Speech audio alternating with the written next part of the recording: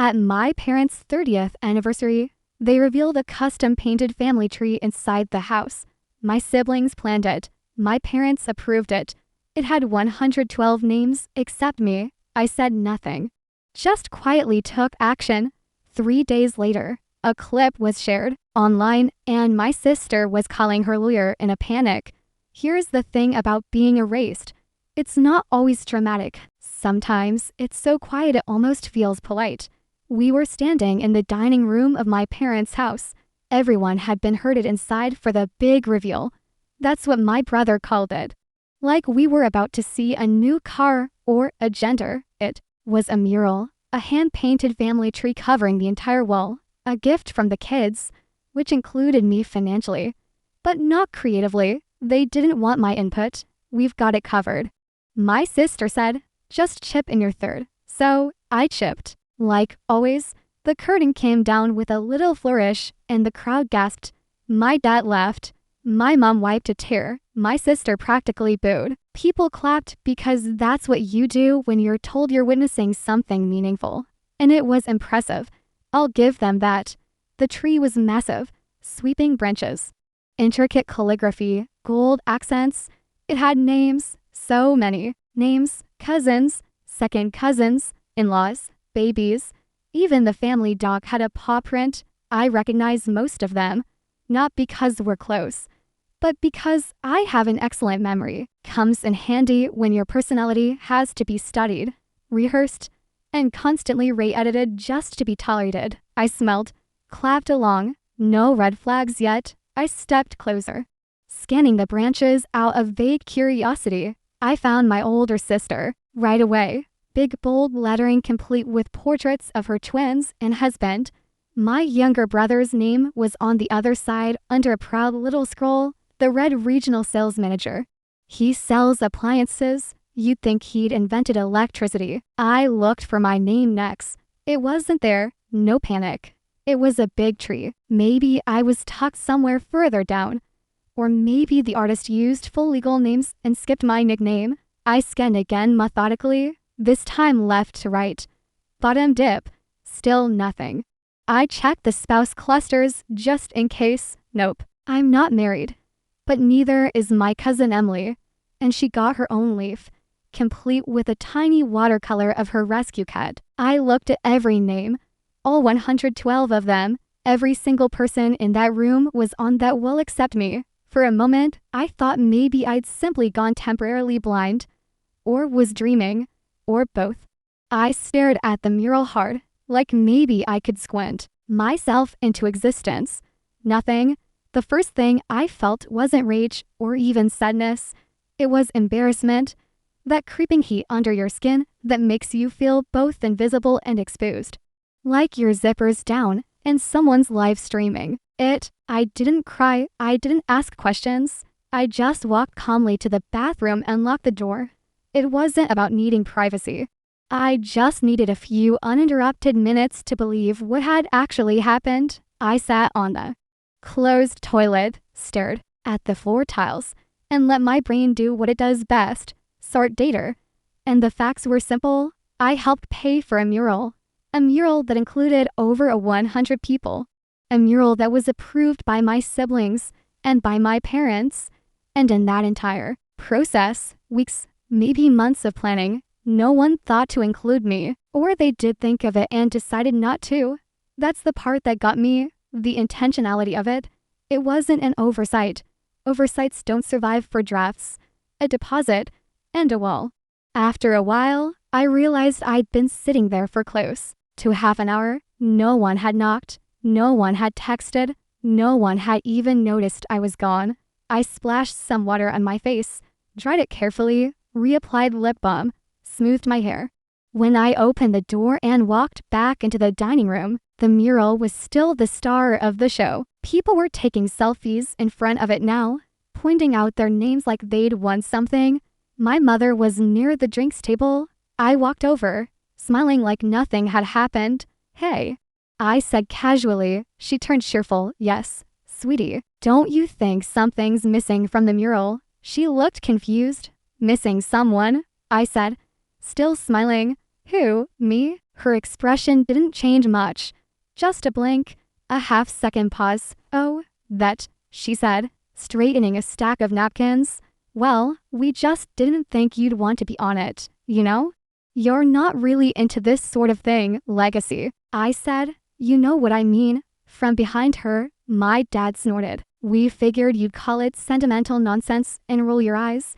I nodded just once, and that was it. They knew. They'd seen the final version. They'd approved it and they were okay with it. Comfortable even. So I said nothing else, just turned, walked to the front door, and left. No one stopped me. No one followed. I got in my car, started the engine, and drove. Not home. Not yet. I had things to do. Quiet things. Careful ones. And a very well-organized folder I hadn't opened in a long time. I said nothing that night. But 3 days later, they'd see my name somewhere they weren't expecting. And this time, they wouldn't be able to erase it. I'm autistic. I didn't always know the word for it, but I always knew I was something people didn't want. I used to think of it like I was a broken appliance. I looked normal from the outside, but something inside didn't work the way it was supposed to. I wasn't sure what part exactly, just that it kept making people look at me like I'd said the wrong thing, or laugh when I wasn't joking, or go quiet like I'd ruined something invisible. So I spent most of my life pretending I wasn't autistic, long before I even knew the word existed. My whole childhood was basically one long experiment in how to pass for someone who belonged. I grew up in a big extended family, loud, busy, performative people who love surprise parties and family, games and group singing, all things I quietly dreaded and tried very hard not to show it. We had cousins, like most people, have houseplants, too many to name, all crowding into one room. It should have felt like a community. It didn't. From the time I was 5, I knew I was the wrong kind of different. And the message came loudest from inside my own house. One of my earliest memories was telling my aunt that her new haircut looked uneven. I thought I was being helpful. She'd asked what I thought, and I told her directly, like I was taught to. I didn't think much of it until my mom pulled me aside and told me I was rude, embarrassing, and ungrateful. Then my dad chimed in about how I needed to learn tact or I'd never have friends. I was grounded for 2 weeks over a haircut. When my brother told the same aunt she looked like a pink sheepdog 6 months later, everyone laughed. That was the theme. My siblings, Jake and Elise, were the golden kids. Social, expressive, always on. Elise, in particular, could say or do just about anything and be seen as charming. When I copied her exact phrasing in a group conversation once, I got a weird look and was told I was trying too hard, which I was, but not the way they thought. I was trying to figure out how to exist around them without being corrected, laughed at, or ignored. Jake used to bark at me like a dog when I walked into a room just to see if I'd flinch. Elise would mimic my voice in a high-pitched whine, saying things like, "Technically, it's not accurate to say that," because I used to correct them when they said things that weren't true, you know?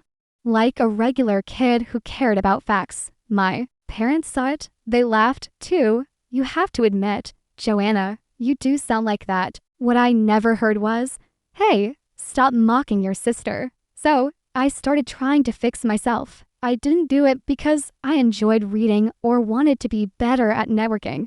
I did it because I was desperate. I had entire shelves of books on communication, social skills, body language, titles like How to Talk to Anyone, and social rules for kids. I didn't read them like books. I studied them like I was training for a test. Eye contact 3 seconds, then look away, smile when greeting, not occasionally, ask questions, don't talk too much, don't interrupt, don't correct.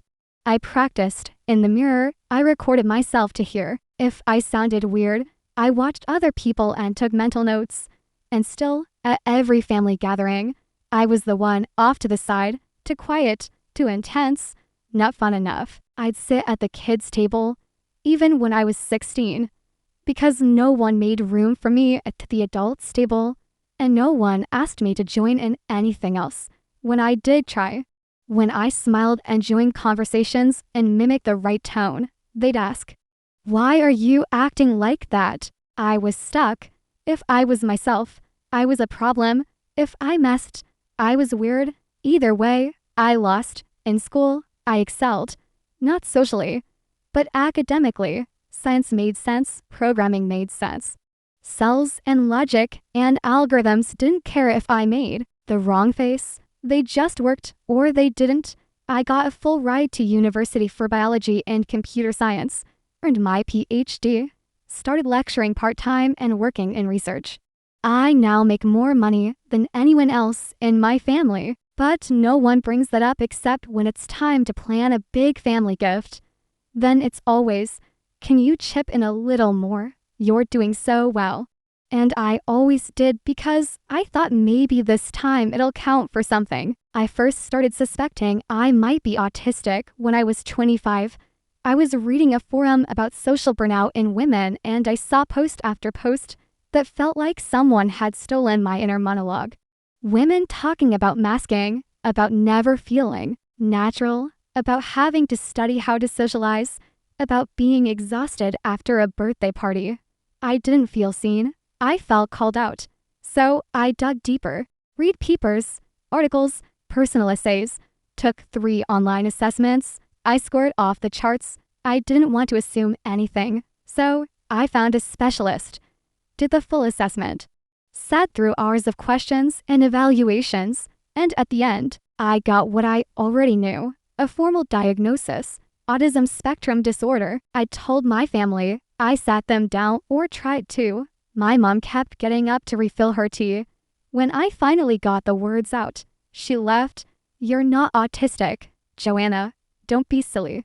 You just don't like parties." My dad said, "You're too smart to be autistic." Jake said, "Oh, so now we're supposed to walk on eggshells around you." Elise just smiled and said, "You've always liked labels." This is the same sister who built a brand around neurodivergent inclusivity, who puts neurodivergent models on her campaigns, who talks about representation in interviews, and then commissioned a mural with 112 names on it and left mine off. They didn't forget me. They didn't overlook me. They erased me. And if I hadn't walked into that room and looked at that wall with my own eyes, I might have gone another decade believing that if I just tried harder, if I just fixed myself a little more, they'd let me belong. But now I know they never wanted me to, and I'm done trying to earn it. I didn't scream. I didn't demand answers. I didn't call anyone to explain how deeply they'd hurt me. I just stopped answering. No dramatic group chat exit. No last word. I muted the family thread, archived the messages, and turned off read receipts. And then I unplugged from the machine I'd been powering my entire life. The first thing I cut was money. Not all at once. I wasn't trying to make a point. I was just done. I canceled the automatic transfer that covered part of my parents' property tax, the one they never acknowledged, but clearly depended on. I withdrew my contribution to our shared family events fund, which had started out as a group thing, but slowly became Joanna covers what we forgot. I declined the Venmo request from Elise for the floral arrangements she'd already ordered on our behalf. I stopped paying for people who didn't think I belonged to them.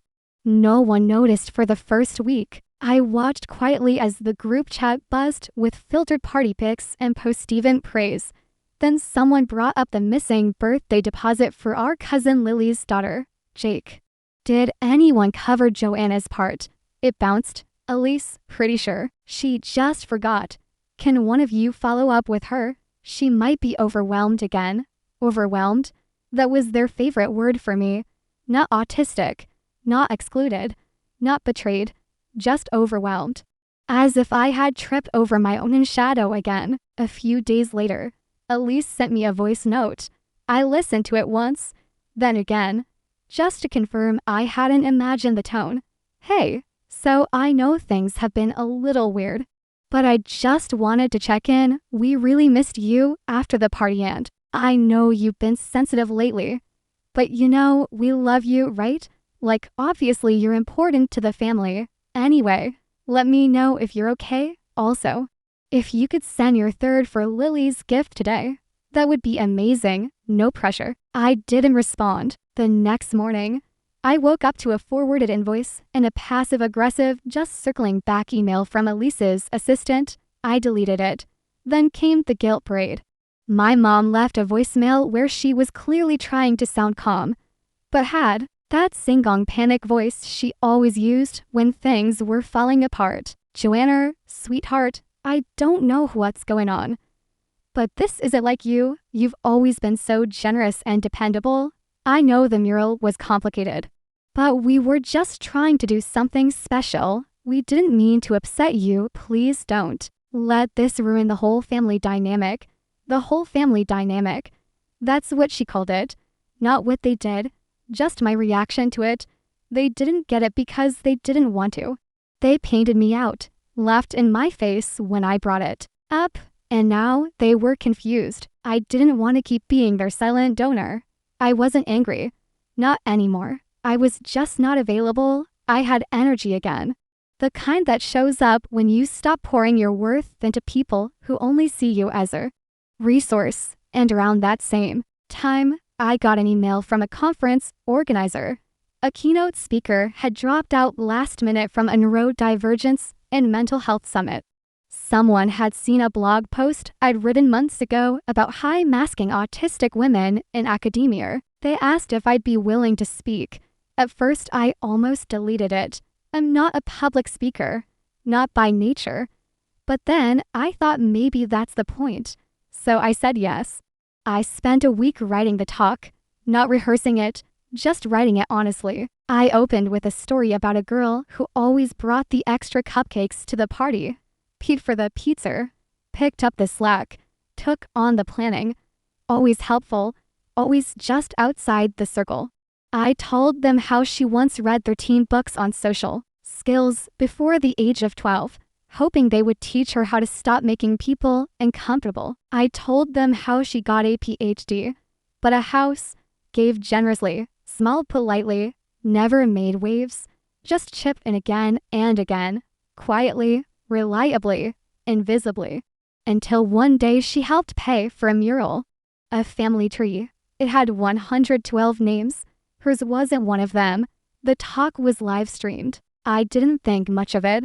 I went home, made tea, and graded papers. But by morning, the clip had over 60,000 views. People shared it with captions like, "This hit harder than I expected." And the cruelty of quiet exclusion. You can't call yourself inclusive if you erase your own sibling. The comments started flooding in, some from strangers, some weren't. One person wrote, "Isn't this about that fashion designer who always posts about neurodivergence?" Another replied, "Didn't her sister pay for that mural, too?" I remember the photos. I didn't say a word, but I didn't have to. And then something happened I didn't expect. They sued me. I should have seen it coming. But somehow I didn't. Not because I didn't understand who I was dealing with. I did. I just thought maybe even they wouldn't be that stupid or that petty or that delusional. But no, they were exactly that. The envelope came via courier. A man in a suit handed it to me like I was being served in a thriller. I half expected him to say, "You've been warned." Inside, a lawsuit filed by my sister's company for reputational damages against me as I told the truth, and it went viral. Because apparently publicly excluding your autistic sibling is fine until the public notices. Her brand had already started bleeding by then. It started with a few quiet comments online. Then people began reposting clips from the conference. My talk, with quotes like, "She paid for the mural." Her name wasn't even on it. Funny how some inclusive brands only include people who make them look good. 1 in 12 names. Not hers. People asked questions. And when you build your entire business on the aesthetic of inclusivity, questions like that are poison. Partnerships went silent. A model backed out. An influencer canceled a collab and posted a cryptic story that everyone knew was about Lise. Suddenly, the sister who always claimed to stand for neurodivergence was being asked why she couldn't even stand next to it. And so, She decided to sue me for creating a misleading narrative, for implied defamation, for orchestrating a targeted reputational attack.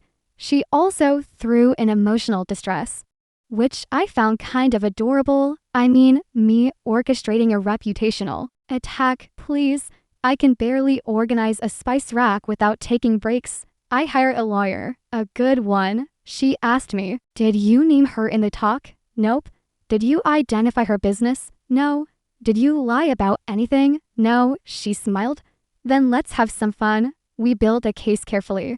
I handed over the bank transfer proving I'd paid for 1/3 of the mural. Screenshots of the group chat where I was told, we've got it covered, and never consulted again. A digital guest list. 112 people, every one of them on the wall except me. A high-res photo of the mural itself with names labeled celebrated. And the kicker, an email from Elise's assistant. We left Joanna off. Elise thought it would be simpler like cutting out a tumor. The trial wasn't long. Elise showed up looking like she was auditioning for the role of wronged woman. Corporate edition. Bitch power suit. No makeup. No eye contact. My parents sat behind her, both wearing their we don't understand what's happening, but we support our daughter faces. It was weird to see them in a courtroom. They didn't look comfortable. Maybe because there were rules there or consequences. My lawyer asked me to walk through the story. So I did. I explained how I contributed financially, how I wasn't included in the planning, how I wasn't on the tree, how my sister built a brand off the very identity she erased from her own family. I spoke clearly, calmly. I'd practiced. I didn't look at Elise. I didn't need to. The mural photo went up on a screen. The judge squinted. Who's Biscuit? Our family dog. I said. Deceased? Yes. Died in 2020. The judge looked back at me. But included? Yes. He looked down at his notes, then back at the image. Your name isn't there. No, I said it's not. I could feel the air shift in the room. There's something about seeing it printed. Not metaphorical, not exaggerated, not emotional. Just fact. A wall of 112 names. Mine missing. A dead dog made the tree.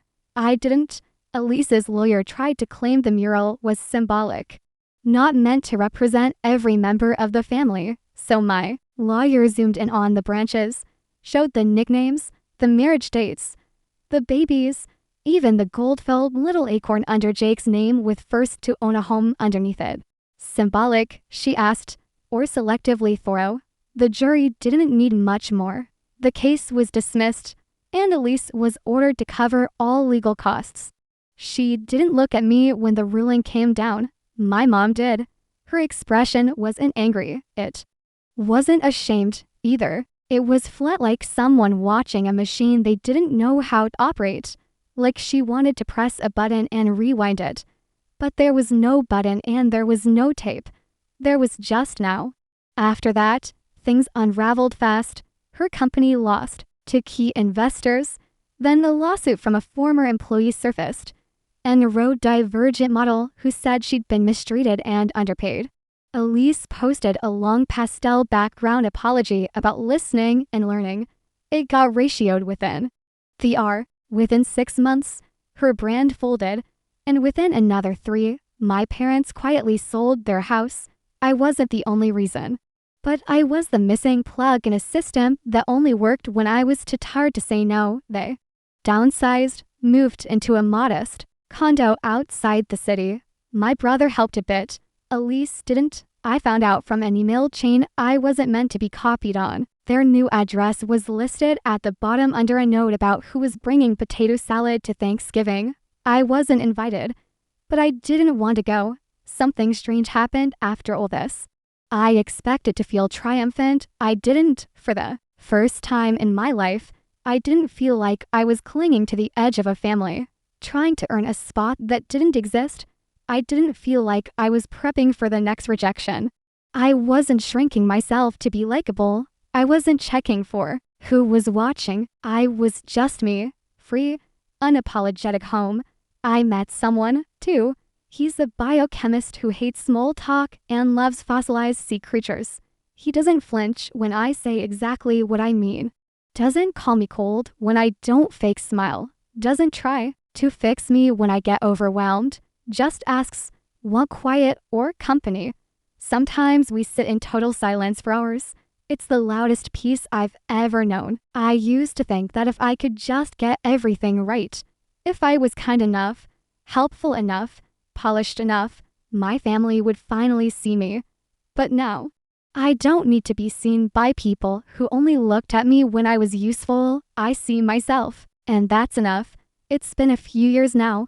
I went to therapy. Real therapy. Not the kind where someone tries to fix your behavior, but the kind where you actually get to ask, who am I when I'm not performing for survival? And masking wasn't a switch. It was a slow, weird, uncomfortable process, like taking off a costume you didn't know you were wearing and realizing you've never actually looked in the mirror before. There were days I missed the mask. It kept things predictable, kept people comfortable. But now I don't live in it. Sometimes I still have to use it, a little like emotional sunscreen. But most of the time I get to be myself fully. Honestly, without apology. I'm engaged now to someone who sees me. Not the polished version, not the edited one. He sees me and he loves that version. That's still a little wild to say out loud. I haven't spoken to my family since the lawsuit, and I don't plan to. I used to think I couldn't survive without their approval. Turns out I was barely surviving with it. Now I'm happy, not because everything's perfect, but because I'm no longer trying to prove I deserve to exist. So I wonder sometimes, did I do the right thing? Did I go too far? Or was I finally just far enough? Let me know in the comments.